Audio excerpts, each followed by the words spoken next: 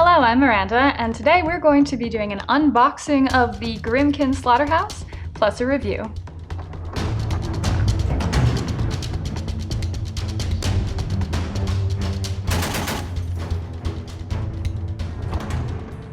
So I know that the Slaughterhouse did come out a while ago, but it's kind of nice to be reviewing it now because one, it's all assembled and painted and we can go over that process, but also there's been CID since it released and we can go over the more modern rules on it, which I think is helpful. Plus, I wanted to make sure this was all painted up and ready to show you guys because it is such a beautiful model and it paints up really well. So out of the box, you'll see that the model has a lot of pieces to it. Most of it is resin, but there are some metal pieces as well. The resin pieces will require some cleanup, and do make sure that you are washing your resin before you assemble it. For the amount of pieces that come with the model, it would have been nice if it came with instructions. So all I can really say here is make sure to pull up detailed pictures or maybe the 360 view of the Slaughterhouse so you can make sure you know where every piece is going. For me, we ended up missing the front porch post bit. It just wasn't obvious on the model when we were assembling it, so we did end up missing that. So here's the assembled and primed model ready for painting. As you can see, it did come together really nicely. There's really very little gapping in the model at all. The assembly process wasn't bad at all once we knew where the pieces actually went. Unfortunately, you do see that the porch post is missing, but it's not going to really affect the model very much. As far as the resin pieces went, the only cleanup needed really was from the sprues, not from any actual mold lines on there. So I have to say that it's really a lot of beautiful pieces on this model. So I went through my friend Florinda, who painted basically the entirety of my Grymkin army. We actually recorded that process too, so there is a time lapse of her painting at my Slaughterhouse if you're interested. That will be linked below. Spoiler alert, she did a great job. We did discuss some of the aspects of the model, and one of the things that I really liked the idea of for the portal was taking some influence from American McGee's Alice, if any of you remember that old video game, and I think it works really beautifully with this model, and of course she does a lot of great high contrast work with the pieces. So let's go over some of the rules for this model. We'll start with the basic stats actually. It's speed 5, not bad. Strength 14, also not bad, pretty standard Grymkin stuff. Mat 6, Rat 5, very standard Grymkin. Defense 7, so that is on the low end of the gargantuan defenses, for sure. Basically, it is the side of a barn, I guess, if we're being fair about it, so I guess I can't really say anything there. And armor 20, which is pretty standard. You'd think that'd be pretty good, but we know how Worm Hordes plays and how defenses can get ripped down, so make sure you are protecting your model.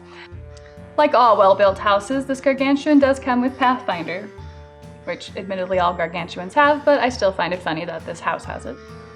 Another cool aspect to the War Beast is that it's a construct, and so you don't have to worry about it frenzying. This model apparently originally came out at 35 points for the army, and that was probably a bit overcosted. It's since been reduced to 32 points, which definitely makes it a lot more of an attractive option. The Slaughterhouse comes with 4 attacks, 1 ranged attack and 3 melee attacks. The Porch Light has a fun ability called Drag, so much like a moth to the flame. It's a range 12, POW 13 attack that has the drag ability. The Tree Limbs also have the drag ability. So the Slaughterhouse is all about grabbing models and bringing it to it. And then it hits you with the front door, which, it's very Grymkin and very satisfying to me if you can get all of those attacks to hit. So it has a cool animus called Undergrowth, which is a 5-inch radius around the spellcaster that enemy models treat that terrain as rough terrain, and they suffer -2 to defense, which is really helpful against a Mat 6 monster. So that basically puts it up to Mat 8. Suddenly it's a lot more effective once that animus is active. So you probably want to make sure you are maintaining that. So another interesting ability to the Slaughterhouse is a feature known as Cram Inside. This is twofold.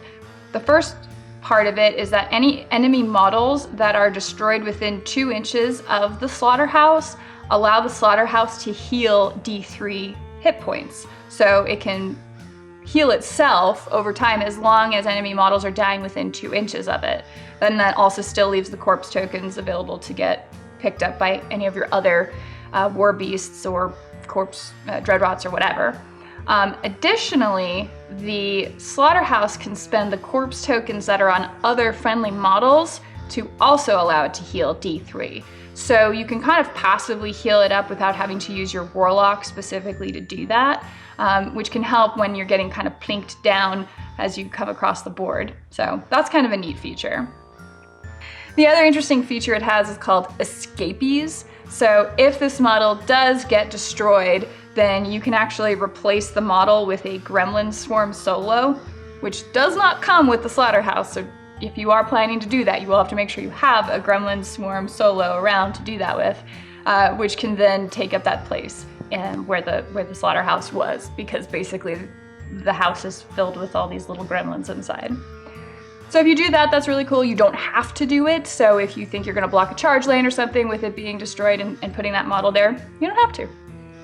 So this model will play well with either of the theme forces that the Grymkin have, either Bump in the Night or Dark Menagerie. However, it does lean itself a little more toward Dark Menagerie just because you get those corpse tokens to begin with on your war beasts, and that will help protect the Slaughterhouse going in. You also can take Lady Carrion Rose, who has ancillary attack, which is also super helpful. She's gonna definitely help make this guy hit a little more effectively every time. And really, you can run them with any of the Warcasters, or the Warlocks rather, but I guess it mostly favors like the Child, because that Warlock really favors war beasts.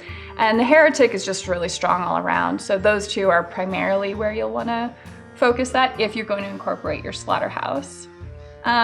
For everything else, I mean, really it's just going to be board positioning. It's a gargantuan sized model, so if you have that and like Old Witch 3 and like a Death Knell, you're going to have a very clunky board. So just things to keep in mind. You can do it, you're just gonna have to watch your positioning. The Cage Rager is also really helpful because it can put Blessed on the tree limbs, so it can make sure that it can get past those magical defenses of your enemies. Of course, with the Grymkin, you're always looking at synergies because the baseline stats are never in and of themselves super strong. You've always got to build up Grymkin. And so the Grymkin, this piece is no different. It will help support everything else around it as well because of that undergrowth ability. That's giving the benefit to everyone else who's within 5 inches or attacking a model within 5 inches of this guy. So, you know, the only downside really is that it's a gargantuan model. It's a big point sink and it's always a target for everybody pointing all of its guns toward it. So, you know, just keep that in mind. But otherwise, I think the Slaughterhouse will be a fun addition to the Grymkin. It's definitely a model with a lot of moxie, and I definitely appreciate it. So yeah, we'll have to see how this officially plays on the tabletop. So be sure to look out for that. Other than that, I don't know if you guys all have a Slaughterhouse already. If you do, I'd love to hear your thoughts below. Make sure to add those to the comments, and we can have a little discussion about it.